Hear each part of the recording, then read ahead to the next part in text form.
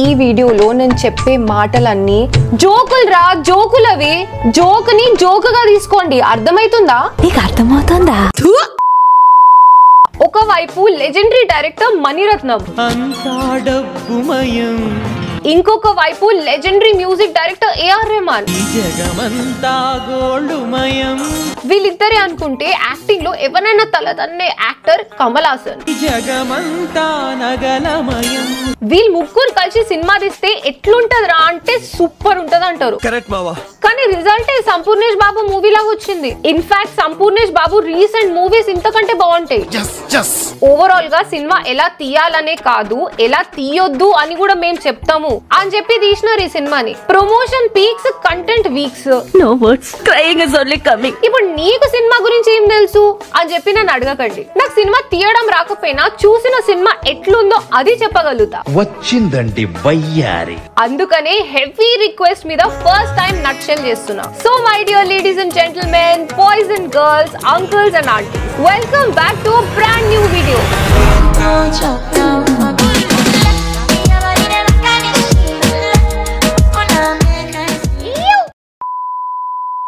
Open చేస్తే మిట్ట మధ్యాహ్నం పచ్చని తొప్పల్లో తాత ఎంట్రీ. నా పేరు రంగరాయ శక్తిరాజు. తమ్ముడు తొప్పల్లోకి వెళ్ళకూడదమ్మా. మరి రాజును చంపడానికి అదే తొప్పల్లో నలుగురు ఉరుక్కుంటొస్తారు. కానీ తాత మాత్రం కొంచెం కూడా భయపడకుండా ఆడియన్స్ కి జాపనీస్ నేర్పిస్తూ ఉంటాడు. అరే చైనీస్ రా, జాపనీస్ కాదు. అది చైనీస్ కూడా కాదు. ఎనీవే తాత మాత్రం జాపనీస్ నేర్పిస్తూ ఉంటాడు. ఎందుకంటే తాతని ఎప్పుడు యాకుజా యాకుజా అని తిడుతూ ఉంటారంట. అంటే ఏంటి సార్? గ్యాంగ్స్టర్ అని చెప్పారులే. సో తాత ఒక పెద్ద గ్యాంగ్స్టర్. జపాన్ లో కాదు, ఇండియాలో. తాతకి ఒక బెస్ట్ ఫ్రెండ్ ఉంటాడు. ఎవడా డీడేనా? బిగ్ బాస్ మీరే పంపించాలి. చిచి వీడు కాదు, యముడు. నిజమైన యముడే హే.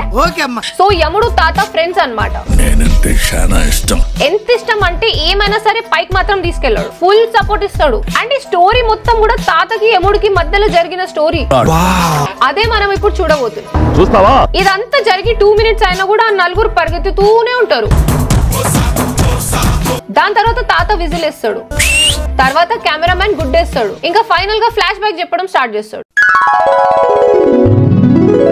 కట్ చేస్తే 1994 ఓల్డ్ ఢిల్లీ. విక్రమ్ సినిమాలో డ్రైవర్ అంకుల్ ఉన్నాడు కదా, ఆ అంకుల్ ఈ సినిమాలో ఇద్దరు పిల్లలతో న్యూస్ పేపర్ వేస్తూ ఉంటాడు. ఈ పిల్ల బచ్చగాడి పేరేమో అమర్, ఆ పిల్ల పేరేమో చంద్ర. అండ్ అదే బిల్డింగ్ లో ఢిల్లీలో ఉన్న డాన్స్ అందరికి మీటింగ్ జరుగుతూ ఉంటది అనమాట. ఫస్ట్ గ్యాంగ్ మెంబర్ వచ్చేసి అదూర్ సినిమాలో డాన్ ఉంటాడు కదా, ఆ అంకుల్ గ్యాంగ్. సెకండ్ టీమ్ ఏమో మన నాసర్ అంకుల్ ది, leading by our hero Sadanand Roy. ఈ తొక్కలో మీటింగ్ ఏంటో నాకు అర్థం కాదు. ఈ రెండు గ్యాంగ్లు వాళ్ళు దన్న నాదంటే నాది అన్నట్టు మాట్లాడుకుంటూ ఉంటారు. ఈ గ్యాప్ లో థర్డ్ గ్యాంగ్ థర్డ్ పార్టీ చేస్తుంది. ఎవర్రా అంటే పోలీసోళ్ళు తాతను పట్టుకోవడానికి వస్తారు. ఇంకేముంది, అందరు గన్నులు లోడ్ చేసుకుంటారు, ఆమోల్ షేర్ చేసుకుంటారు, కనిపించినోడిని కాల్ చేస్తారు. ఇదంతా ఇట్లుంటే బయట పిల్లలు మాత్రం న్యూస్ పేపర్లు వేస్తూ ఉంటారు. చైల్డ్ లేబర్ ని ఎంకరేజ్ చేయకండ్రా. నెక్స్ట్ విక్రమ్ లో ఉన్న డ్రైవర్ అంకుల్ డోర్ కింది నుంచి పేపర్ ఇస్తాడు. దాంతో నాసర్ అంకుల్ భయపడి లోడ్ చేసిన గన్ తో ఫైర్ చేస్తాడు. అంకుల్ ఎగిరి అవతల పడతాడు. ఇదంతా చూసిన పిల్లగాడు షాక్ అవుతాడు. ఈ గ్యాప్ లో మన హీరో కెప్టెన్ అమెరికా లాగా మారి ఆ పిల్లోడిని షీల్డ్ లాగా పట్టుకొని చిన్నగా లొకేషన్ నుంచి ఎస్కేప్ అయిదాం అనుకుంటే పోలీస్ వచ్చి పట్టుకుంటాడు. భగవంతుడా. సినిమాలో చేతుల్లో గన్ లో బుల్లెట్స్ ఉంటే సరిపోదు, డైలాగ్స్ కూడా చెప్పాలి కదా కాల్చే ముందు. ఈ అమ్మ కాదురా నా అమ్మ అని డైలాగ్ కొట్టి గన్ తో పేలుస్తాడు. ఒక బుల్లెట్ తాకంగానే జప్ అని చెప్పేసి వ్యాన్ లో మన హీరో ఆ పిల్లోడు ఎస్కేప్ అయిపోతారు. ఇంటికి వెళ్ళిన తర్వాత ఇద్దరు కలిసి ఫస్ట్ ఎయిడ్ వేయించుకుంటారు. పిల్లోడికి ఏమో మీ నాన్నని పోలీసులు చంపారని చెప్పేసి సొల్లు చెప్తాడు. నిజంగా చంపిందేమో మన హీరో వాళ్ళ అన్న నాసర్ అంకుల్. ఇంకా వీడికి ఎవరు లేరని తెలుసుకొని సరే పెంచుకుంటారు. పిల్లోడు మాత్రం మీరు పొద్దున కొట్టుకున్న చోట మా చెల్లుందిరా, పొద్దున పేపర్లు వేయడానికి వచ్చింది, దాన్ని తీసుకురండి రా అని చెప్పేసి ఆ పిల్ల ఆధార్ కార్డ్ ఫోటో ఇస్తాడు. దానికి పెద్దన ప్రామిస్ ఇస్తాడు, నేను చూసుకుంటాను లేరా అని చెప్పేసి ఇద్దరు కలిసి మనం సినిమా చూస్తున్నాం కాబట్టి మన కళ్ళల్లో ఇసుకేస్తారు. కట్ చేస్తే 20 years. డాన్ అంకుల్ కు ఒక కూతురు ఉంటది, కూతుర్ని కాలేజ్ దింపుతాడు. అది క్లాస్ కి పోకుండా ఒక హార్లిక్స్ పౌడర్ పీలుస్తున్న ఒక హౌలగాడి దగ్గర పోతుంది. ఆయన కాలేజ్ లో హార్లిక్స్ పౌడర్ ఏంద్రా, ఇలాంటి వాళ్ళకి మా బాలయ్య బాబానే కరెక్ట్ రా.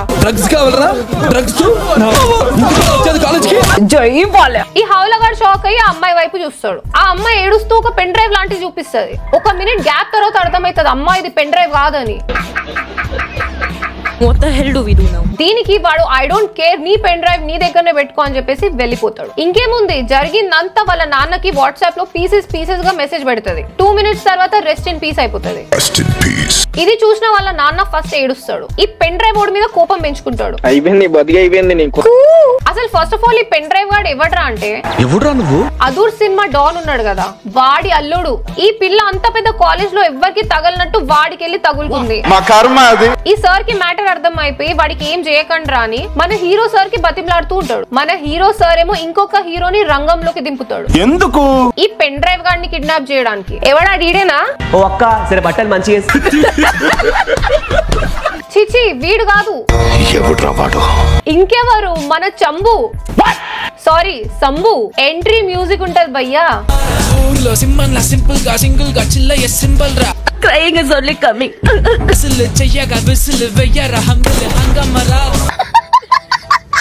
ఎవరికైనా నిద్ర వస్తుంటే ఈ పాట వినండి ఒకసారి. మరి తమిళ సినిమా పాటలు తెలుగులో కాపీ పేస్ట్ చేస్తే ఇట్లానే ఉంటది. దీనికి ఎందుకు సార్ ఏఆర్ రెహమాన్ మన ఆదిత్య బ్రోకి ఇస్తే ఇంతకన్నా మంచిగా కొడతాడు మ్యూజిక్. ఇంకేముంది, అందరు పెద్ద మనుషులు కలిసి పెన్ డ్రైవ్ ని చంపేస్తారు. అది కూడా కామెడీగా మన అదూర్స్ డాన్ ముందే. నాకు గుండె వచ్చేస్తుంది. ఈ గ్యాప్ లో ఇంకొక క్యారెక్టర్ ఎంట్రీ ఉంటది. మిమ్మల్ని ఎక్కడో చూసినట్టుందండి. ఆ మిర్జాపూర్ లో గుడ్డుబాయ్, చచ్చిపోయిన మన పెన్ డ్రైవ్ గాడికి అన్న. వీడిని హార్డ్ డిస్క్ అనుకోండి, గుర్తు పెట్టుకోండి. అదేంటో పోలీసులు చంపితే సార్ ని తీసుకెళ్లి లోపలేయలేదు గాని ఈ పెన్ డ్రైవ్ గాడిని చంపేస్తే లోపలేస్తారు మన హీరోని. ఇంకా జైల్ కి వెళ్తూ వైఫ్ కి కూతురుకి బాయ్ చెప్పి ఈ మాఫియా కింగ్డమ్ అంతా తీసుకుపోయి అమర్ చేతిలో పెట్టి బాయ్ అని చెప్పేసి పోలీసులతో వెళ్ళిపోతాడు. సార్ జైల్ కి వెళ్ళిన తర్వాత గ్యాంగ్ లో ప్రతి ఒక్కడికి సార్ మీద కోపం ఉంటది అనమాట. ఎందుకు? సీనియర్స్ అందరు మేమున్నాక అమర్ ఒక పిల్ల వచ్చాగాడు, వాడికి ఎందుకు పవర్స్ ఇచ్చిర్రా అని, ఇంక్లూడింగ్ పెద్దన్నతో సహా. ఇట్లా బయట ఉన్న వాళ్ళందరూ ఈగోతోని రగిలిపోతూ ఉంటారు. హెచ్ఆర్ డిపార్ట్మెంట్ లేదారా మీ గ్యాంగ్స్ లో? బయట అందరు ఇట్లుంటే జైల్లో ఉన్న సార్ మాత్రం ఎంజాయ్ చేస్తూ ఉంటారు. జైల్లో ఎంజాయ్ ఏంటి అనే కదా నాకు తెలుసు. ఆగండి చెప్తా. జైల్లో అంకుల్ కి సెకండ్ సెటప్ ఉంటది. పోలీసు వాళ్ళు కూడా తెగ కోఆపరేట్ చేసేస్తారు పాపం. మ్యాటర్ ఏంటంటే మన తాత ఒక రోజు డాన్స్ క్లబ్ కి వెళ్తారు. క్లబ్ లో హీరోయిన్ ని చూడంగానే అమ్మాయి చిన్నప్పుడు చెప్పిన మాట గుర్తొస్తుంది. వాళ్ళ చెల్లి చంద్రాన్ని కనిపెడతా అన్నాడు కదా అది. ఇంకా క్లబ్ లో డాన్స్ చేస్తున్న ఇంద్రాణి దగ్గరికి వెళ్ళి నువ్వు చంద్రాని నా అంటాడు. ఆ అమ్మాయి ఇదే ఛాన్స్ రా బయట పడడానికి అని చెప్పేసి తల ఊపుతుంది. అయితే అబ్బాయి ఫోటోలో ఉన్న అబ్బాయి పేరేంటి అని చెప్పేసి ఫిల్ ఇన్ ద బ్లాంక్ వేస్తాడు. అప్పుడు ఆ పాప తెలియదంటది, తాతకు ఆ పాప ఫేక్ అని చెప్పి అర్థమైతది. ఇంకా తాత వెళ్ళిపోయే టైం కి నేను చంద్రాని అనుకుని నన్ను తీసుకెళ్ళు అంటది. మామూలుగానే తాతకు స్పీడ్ ఎక్కువ. ఇక్కడ అమ్మాయినేమో నన్ను తీసుకెళ్ళరా అని చెప్పేసి ఇంకా బంపర్ ఆఫర్ ఇచ్చింది. ఇంకా తాత ఎందుకు ఆగుతాడు, ఆ అమ్మాయిని తీసుకెళ్తాడు, డబ్బులు ఇస్తాడు, కార్ ఇస్తాడు, బంగ్లా ఇస్తాడు, దగ్గరుండి చూసుకోవడానికి ఒక మనిషిని ఇస్తాడు. అప్పుడప్పుడు ఇట్లా జైల్లో కలుస్తాడు. చూడలేకపోతున్నాం సార్, నిజం చెప్తున్నా. త్రిష ఏజ్ ఏమో 42, మన సార్ దేమో 70. జనాలకి ఇది కనిపించదు. అదే చిరంజీవినో బాలకృష్ణనో హీరోయిన్స్ తో డాన్స్ చేస్తే మాత్రం అందరికి ప్రాబ్లం వస్తుంది. యార్ దొరికిందా సంత ఇది? క్రిటిసైజ్ చేసేటప్పుడు అందరిని ఈక్వల్ గా క్రిటిసైజ్ చేయండి రా. అంకుల్ జైల్లో రూల్ చేస్తూ ఉంటుంటే అమర్ గాడు బయట రూల్ చేస్తూ ఉంటాడు. ఇది నా సంస్థానం. ఇంకా జైల్లో బాగా ఎంజాయ్ చేసిన తర్వాత అంకుల్ జైలు నుంచి బయటకు వస్తాడు కొన్ని రోజుల కోసం. బయటకు వచ్చినాడు సైలెంట్ గా ఇంటికి వెళ్ళి ఫ్యామిలీని కలవచ్చు కదా, కాదు మళ్ళీ ఇంద్రాణి దగ్గరికి వెళ్తాడు. భగవంతుడా ఇప్పుడేం జరుగుద్ది? ఇంకేం జరుగుతుంది?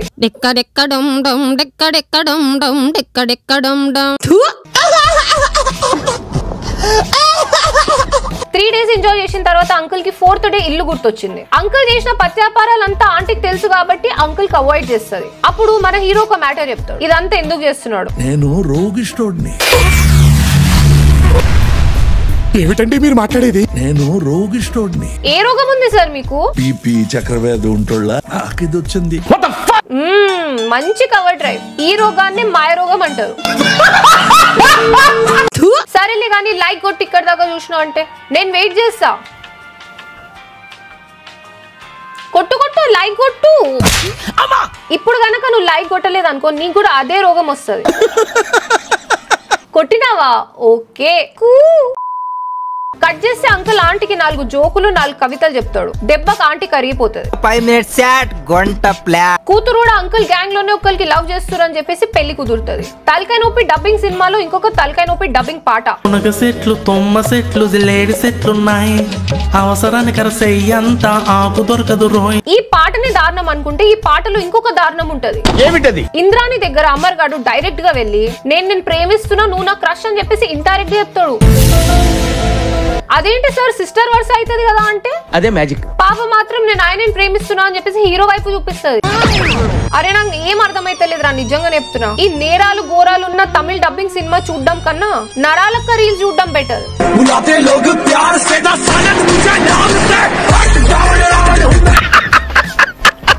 పెళ్ళైపోయిన తర్వాత హాయిగా ఇంట్లో కూర్చోకుండా ఢిల్లీ స్ట్రీట్స్ లో రౌండ్ లేద్దామని చెప్పేసి గ్యాంగ్ తో పాటు బయలుదేరుతాడు మన హీరో. ఇందాక హార్టిస్ట్ గారిని గుర్తించుకోమన్నా కదా, వాడు రివెంజ్ అని చెప్పేసి హీరో గ్యాంగ్ మీద అటాక్ చేపిస్తాడు.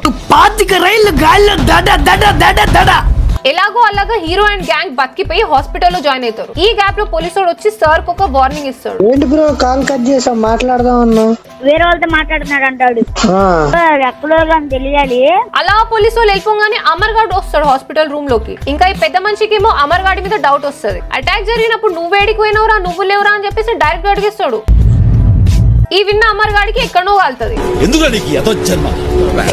అప్పుడు ఆంటీ అంటది నీ కూతురికి పెయిన్స్ వస్తే హెల్ప్ చేయడానికి వేరే హాస్పిటల్ ఉన్నాడు అని. ఇది తట్టుకోలేక అమర్ గాడు గ్యాంగ్ లకి వెళ్ళి బయటకు వచ్చేస్తాడు. ఇదంతా విన్న టీమ్ మెంబర్స్ అమర్ గాడికి ఎక్కిస్తారు. ఏమరా రే నిన్న అంటున్నాడు ఏంద్రా వాడు ముసలోడు అని చెప్పి. అంతేకాకుండా ఈ నాసరంకులు వచ్చి మీ నాన్నని చంపింది కూడా వాడేరా పోలీసు కాదురా అని చెప్పి చెప్తాడు. దీంతో అమర్ గారు డిసైడ్ అయిపోతాడు, ఇంత చేసి నా స్టెప్ ఫాదర్ నీ అవ్వ తగ్గేదే లేదని. నిజం చెప్తున్నా ఇడు బుర్ర తక్కువడు, ఎవడేం చెప్పినా నమ్మేస్తున్నాడు. అరే ఇప్పుడు నేను ఒక కహాని చెప్తా, నమ్మేస్తావా? కట్ చేస్తే అంకుల్ రికవర్ అయితే ఆంటీ కైలాసానికి వస్తా అని చెప్పేసి మొక్కుకుంటది. నువ్వు ఎందుకులే నేను వెళ్తా అని చెప్పేసి అంకులే కైలాసానికి బయలుదేరుతాడు. అంకుల్ కి షుగర్ ఉంది కాబట్టి ప్రతి అరగంట రోడ్ మీద ఆపమంటాడు. అలా 18th టైం కైలాస పర్వతం ఎదురుగానే ఆపుతారు బండిని. అదేంటో అంటే ఈ సినిమాలో యాంటీ ఎలిమెంట్స్ ఎన్నో ఉంటాయి కదా, దాంట్లో ఇది ఒకటి అన్నమాట. ఇవన్నీ చేసేదిగానే అనుకుంటున్నారు, కింద స్థాయికి తెగజారిపోయారు. పర్సనల్ గా సార్ దేవుడిని నమ్మరు, నమ్మే వాళ్ళని హౌలగాలనుకుంటారు. సూపర్ అసలు. కట్ చేస్తే అమర్గాడు అక్కడికి వస్తాడు. వీళ్ళందరు కలిసి పెద్ద చంపేసి వెనక లోయలో పడేస్తాడు. ఇంకా చచ్చిపోయినాడు అని చెప్పి ఫస్ట్ అమర్గాడు ఇంద్రాణి దగ్గర పోతాడు. ఇంకా గ్యాంగ్ అందరి దగ్గరికి వెళ్ళి లియోలో అర్జున్ లాగా బిల్డప్ ఇచ్చి నేనే రా మీ బాస్ అని చెప్పి అంటాడు. కానీ అక్కడ లోయలో పడింది ఎవరు? యముడి ఫ్రెండ్. ఎట్లన్నా బతికేస్తాడు, చెట్లెక్కుతాడు, పొట్లెక్కుతాడు. శక్తిరాజు కాస్త శక్తిమాన్ అయిపోతాడు. ఫైనల్ గా మన 7th సెన్స్ బోయ్ ధర్మ టీమ్ మెంబర్స్ కి దొరుకుతాడు. ఇంకేముంది 2 years ఎవరికి కనిపించకుండా వాళ్ళ దగ్గర ట్రైనింగ్ తీసుకొని భారతీయుడు సినిమాలో నేర్చుకున్న కుంఫు స్టాండ్స్ అన్ని ఈ సినిమాలో చూపిస్తాడు. హెలికాప్టర్ దగ్గర ఒక ఫైట్, ట్రైన్ దగ్గర ఒక ఫైట్, బ్రిడ్జ్ మీద వాళ్ళ అన్నతో ఒక ఫైట్, మిడిల్ లో జర్సీ మూవీ నుంచి ఇన్స్పిరేషన్. 3 ఫసక్లు తర్వాత 4వ ఫసక్ దగ్గర గ్యాప్ ఇచ్చి వైఫ్ ని చూద్దామని చెప్పేసి వైఫ్ దగ్గరికి వెళ్తాడు. ఆమెనేమో పిచ్చి పట్టేసి గేమ్ చేంజర్ మూవీ హీరో అమ్మలాగా తయారైతది. ఇంకొక బీచ్ లో ఇంద్రాణి కూడా పిచ్చి పట్టినట్టు అమర్ తో గొడవ పడుతూ ఉంటది. సరిపోయారు ఇద్దరును. ఏంటి సార్ మీ లేడీస్ తో ప్రాబ్లమ్స్? తర్వాత అమర్ గాడికి వేసేద్దామని చెప్పేసి అమర్ గాడి గెస్ట్ హౌస్ కి వెళ్తాడు. కాఫీ షాప్ లో కూర్చొని అమ్మాయికి లైన్ వేస్తూ ఉంటాడు. ఆ గ్యాప్ లో మన హార్డ్ డిస్క్ కోడ్ బాంబ్ పెట్టి బిల్డింగ్ నే లేపేస్తాడు. ఇంద్రాని హెల్ప్ చేద్దామని చెప్పేసి హీరో పరిగెత్తుతూ వెళ్తే పిల్లర్ పడుతుంది మనోడి మీద. 2 ఏళ్ల ట్రైనింగ్ ఏమైపోయింది సార్ మీ పవర్ అంతా? ఈ గ్యాప్ లో ఇందాక వార్నింగ్ ఇచ్చిన పోలీసోడు వచ్చి ఇంటికి తీసుకెళ్తాడు ట్రీట్మెంట్ కోసం. వాళ్ళ వైఫ్ డాక్టర్ కాబట్టి ట్రీట్మెంట్ చేయమంటాడు. ఇంకేముంది ఇక్కడ నుంచి రొటీన్ సినిమా స్టోరీ. ఇంకా డాక్టర్ ఎవరు ఏంటి అని చెప్పి మాట్లాడుతూ ఉంటే అప్పుడు మనోడికి అర్థమవుతుంది ఆ అమ్మాయి పేరు చంద్ర, చిన్న ఉన్నప్పుడు వాళ్ళ అన్న తప్పిపోయిండు అని. ఈ మ్యాటర్ విని అమర్ గాడికి చిన్నప్పుడు న్యూస్ పేపర్ వేసిన లొకేషన్ కి రమ్మంటాడు. వాడేమో ఏ వినకుండా నువ్వు మా నాన్నని చంపినవరా బాబు అని చెప్పేసి సంపనికి వస్తాడు. ఇంకా ఫైనల్ గా తెలిసేది ఏంటంటే మీరేగా లేదు రప్పించి కొడుక.